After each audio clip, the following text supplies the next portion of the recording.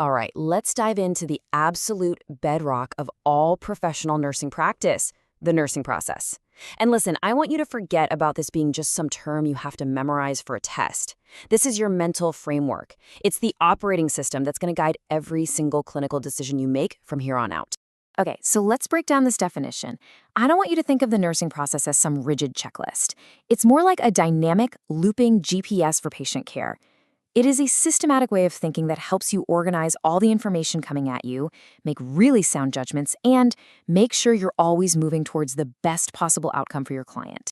So here's our game plan. We're going to start with the what and the why of the whole process.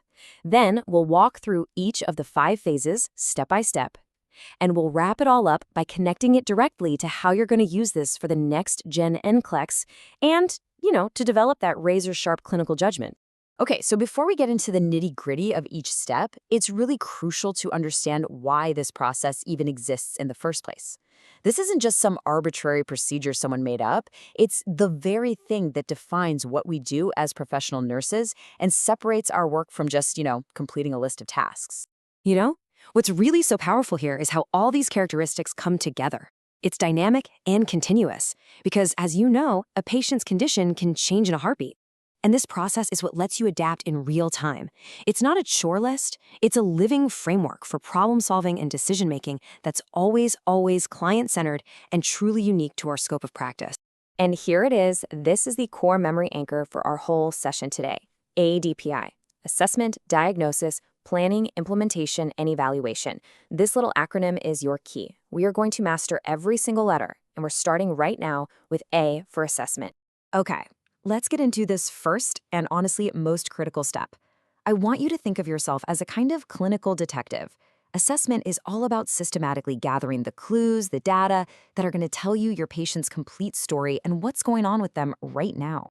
Now, this right here is a fundamental distinction you absolutely have to master. Subjective data is what the subject, your patient, tells you. You can't see their pain, but they can tell you, my shoulder is really, really sore. Objective data is what you, the observer, can actually see or measure or verify. You observe the grimace. You measure the heart rate.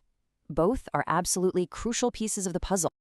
And as you can see, assessment is so much more than just taking a set of vitals.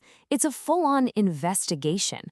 You're actively observing what's going on. You're interviewing people, digging into their history, doing a physical exam, and this is a big one, collaborating with the entire healthcare team to get that full 360-degree picture. Okay, listen up, because this is a massive safety principle and a recurring theme on the NCLEX.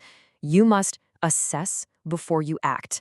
Just think about it. You would never give a blood pressure medication without first checking the patient's blood pressure, right? Well, that's the principle here, applied to everything. Assess, assess, assess. It always comes first.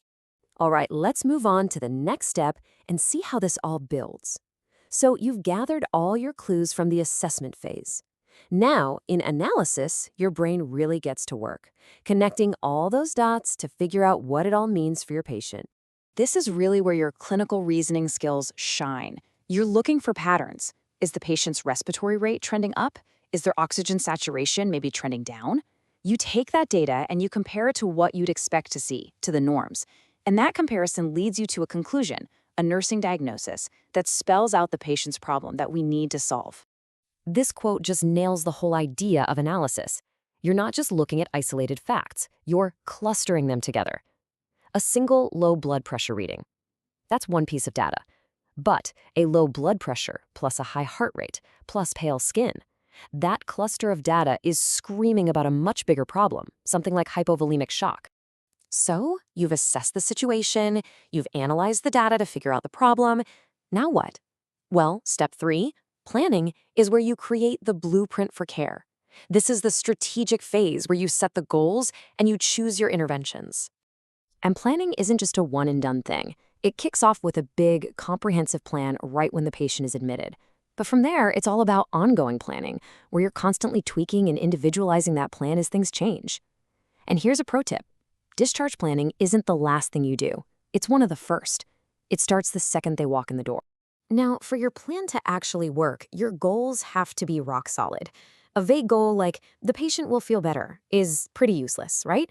A great goal is specific. It has to be client-centered, singular, something you can observe and measure, and it needs a time limit. So something like the patient will ambulate 20 feet with assistance by 1400 today, that's a perfect goal. We know exactly what success looks like. And to hit those goals, you're going to use interventions. Some of them are independent. These are the actions you can take on your own, based on your nursing judgment, like repositioning a patient to prevent skin breakdown. Others are dependent. They require an order from a provider, like giving a specific medication. Just remember, you are professionally accountable for both types. Okay, now we're going to combine the final two steps, implementation and evaluation, because they form this really powerful continuous feedback loop. This is where you put that brilliant plan of yours into action, and then you circle back to see if it actually worked. Implementation is the doing phase. Simple as that. This is where you actually perform the interventions you picked out in your plan. It requires your hands-on technical skills for sure, like wound care or giving a shot, but it also really requires your communication and critical thinking skills. You're basically turning that blueprint into a reality. So after you've acted, you absolutely must evaluate. You have to ask these questions over and over. Did we hit our goal? If we wanted the patient to walk 20 feet, did they do it? And if they didn't, why not? This is the step that makes our practice smart and responsive. It tells us if the plan worked, or if we need to go back to the drawing board, reassess, and come up with a new plan. And this is exactly why that evaluation loop is so important.